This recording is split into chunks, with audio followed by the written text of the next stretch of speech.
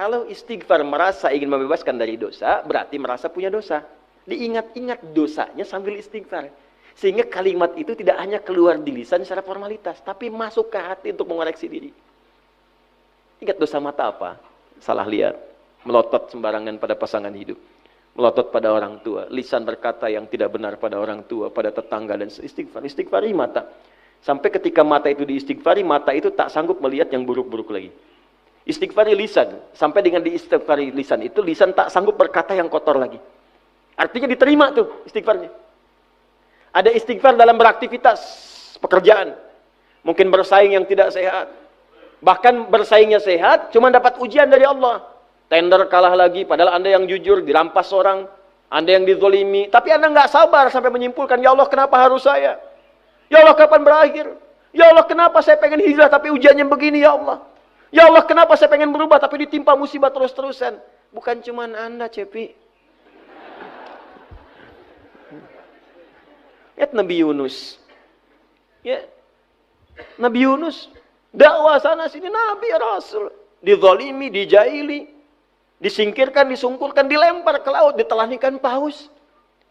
Anda seburuk-buruknya, sesempit-sempitnya, belum ada yang ditelanikan paus. Kalau nggak ada nggak ada yang di sini.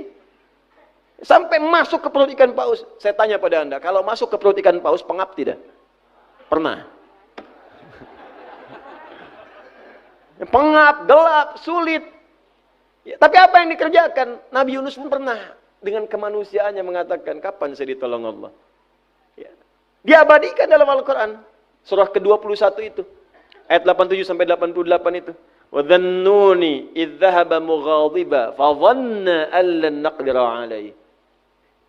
Dan kisah Dhannun Nabi Yunus alaihissalam saat dizalimi banyak orang, padahal Nabi Rasul dizalimi juga. Oh, bukan cuma kegerahan nyalain kipas angin, dilemparin. Oh. Apa dilempar? Oh. Gerah dengan kalimat, gerah dengan ini, gerah dengan itu, enggak capek. Lempar putikan paus, ditelan habis. Kenapa? Masuk.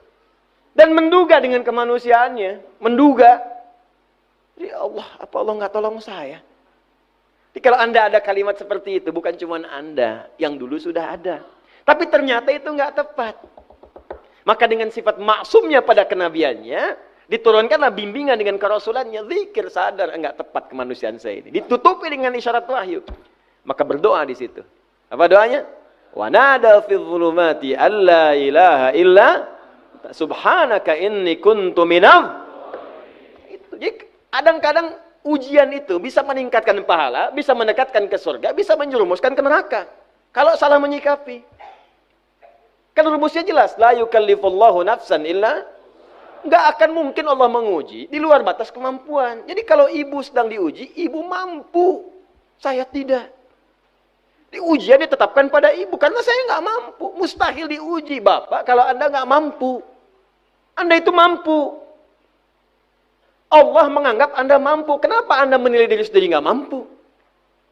Allah kan yang menciptakan kita, yang maha tahu. Allah yang maha tahu, menilai Anda mampu. Anda yang tidak tahu, kenapa harus pesimis dengan ujian itu? Katanya pengen ke surga. Surga itu kan dekat dengan kesabaran. Ya, kalimat pertama orang masuk surga disambut dengan kalimat sabar. Salamun alaikum bima sabartum. Quran surat 13 ayat 24. Orang sabar dekat dengan Allah. Innallaha ma'as sabirin. Al-Baqarah 153. Sekarang saya tanya pada Anda, siapa yang pengen dekat dengan Allah? Saya. Siapa yang pengen ke surga? Anda tiap hari berdoa, ya Allah saya pengen ke surga, saya pengen dekat denganmu. Ya, kalimat surga, sabar. Dekat dengan Allah, sabar. Sabar pasangannya ujian. Masalah. Al-Baqarah 155, 156. Ya, wa lanabluwannakum bisyai'in minal khawfi wal ju'i wa naqsin minal amwali wal anfusi wath thamarat wa basyiris sabirin. Oke, kalau dibikin persamaan, surga sama dengan dekat dengan Allah, sama dengan sabar, sama dengan ujian.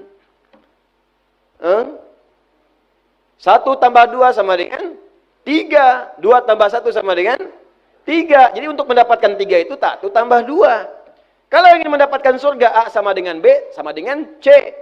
Persamaannya B sama dengan C. Paham tidak? Belum. A sama dengan B sama dengan C.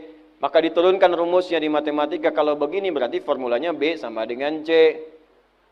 Anda ingin surga, surga sama dengan dekat dengan Allah. Dekat dengan Allah sama dengan sabar. Sabar sama dengan ujian. Maka persamaannya turunkan untuk mendapatkan surga sama dengan mesti lewat ujian. Untuk dekat dengan Allah sama dengan mesti ujian. Untuk sabar harus lewat ujian. Jadi ternyata ketika Anda pengen ke surga dikabulkan oleh Allah. Ya Allah, aku pengen ke surga. Oke. Surga sama dengan ujian. Oh, dikasih ujian.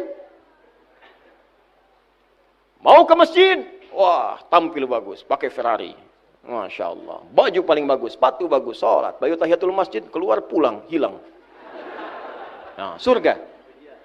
Coba. Pilih sendal atau surga? Hah? Sendal apa surga? Nah, sekarang Allah berikan Anda ujian, Anda marah-marah pada ujian. Mana sendal saya? DKM nih, oh DKM. Hai ini, rumusnya pakai, sabar.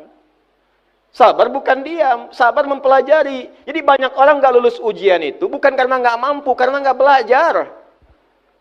Coba lihat di kampus-kampus, bukan karena nggak mampu, nggak belajar. Di sekolah nggak belajar. Jadi kalau di sekolah aja nggak lulus, bagaimana di kehidupan? Anda bisa melamar anak orang lain, menghidupi diri aja belum mampu. Bagaimana kita mencapai yang besar-besar kalau pribadi kita nggak dirubah cara pandangnya? Karena nggak belajar, maka pelajari dulu. Rumus mendapati ujian ini, belajarnya pada sabar. Rumus sabar turunannya apa di Quran? Sabar itu bukan diam. Sabar mempelajari bagaimana cara bersabar. Maka di antara fikih ujian itu satu, pelajari rumus-rumusnya. Misal Quran surah kedua ayat 286. La yukallifullahu nafsan illa wus'aha. Quran surah kedua di akhir di pertengahan ayat 185. Yuridullahu bikumul yusra wala yuridu bikumul, ya ditambahkan di alam nasrah. Inna ma'al usri. Pakai ini jadi mudah menghadapi ujiannya. Jadi ketika kita mendapatkan ujian, itu bagian dari kenikmatan yang bisa kita dapatkan dari Allah Subhanahu wa taala. Kalau cara pandangnya benar. Jadi kalau Anda merasa, oh Allah menguji karena mampu. Kalau nggak mampu nggak akan diuji. Jadi ringan hati kita menghadapinya. Tapi nggak usah pakai basang status segala. Memang aku yang mampu, Ustadz Adi pun tidak. Ya bohong. Kemudian bawa ringan, bahasa psikologinya begini. Ketika ada ujian, pasti selesai. Itu maksudnya innamal usri yusra, pasti selesai. Nggak ada yang nggak ada solusinya. Pasti selesai, pasti beres. Itu akan ringan. Tinggal nanti ikhtiar. Ya. Nah, sekarang kembalikan ke konteks tadi. Semua yang kita lakukan dalam kehidupan, coba saat ini istighfari.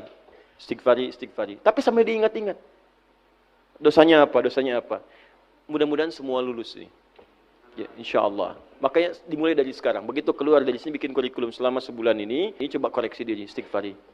Nah, termasuk tadi mungkin yang tender Anda, yang diambil orang bukan cuma Anda. Nabi Yunus dulu begitu. Dakwah ke sini ke situ dilempari sampai masuk ke perut ikan paus. Tapi yang paling menarik ketika diselamatkan oleh Allah, beliau berpikir istighfar. Begitu istighfar diselamatkan. Ayat 88-nya, kalimatnya, fastajabna lahu. Kami jawab doanya. Yang paling menarik kalimatnya bukan kami selamatkan dari ikan paus. Bukan Allah mengatakan fanajjaynahu minal hut, tapi minal ghammi. Wa kadzalika nunjil mu'minin. Kami selamatkan dari kesempitan, kegelapan yang menaunginya. Jadi ada orang yang walaupun nggak masuk ke perut ikan paus, suasananya sama. Tiba-tiba harta hilang ditipu orang, gelap. Walaupun nggak masuk ke perut ikan paus, pengap, makan susah, jalan lunglai. Ada yang begitu? Zikirnya pakai zikirnya. La ilaha illa anta subhanaka inni kuntu minadh dhalimin. La ilaha illa anta subhanaka inni kuntu minadh. Mungkin itu selama ini pekerjaan susah didapatkan. Selama ini sulit bergaul dengan orang karena ada bagian-bagian tubuh kita yang belum selesai. Ya. Zikir ketika sakit ada. Zikirnya Nabi Ayyub alaihissalam. Wa ayyuba idh nada rabbahu anni masani yadhurru wa anta arhamur rahimin. Allahumma anni masani yadhurru wa anta arhamur rahimin. Sekarang musim-musim sakit, corona dan sebagainya. Ada ujian-ujian. Sedangkan penyakit itu kan mendekatkan pada ampunan Allah salah satunya. Bukankah orang sakit itu sering istighfar? Ya, kalau dengan sakit belum istighfar juga, dikasih lagi yang lebih tinggi supaya tahu ada Allah. Sampai dipaksa menyebut nama Allah. Ayo, istighfar, zikir seperti Nabi Ayub melakukannya.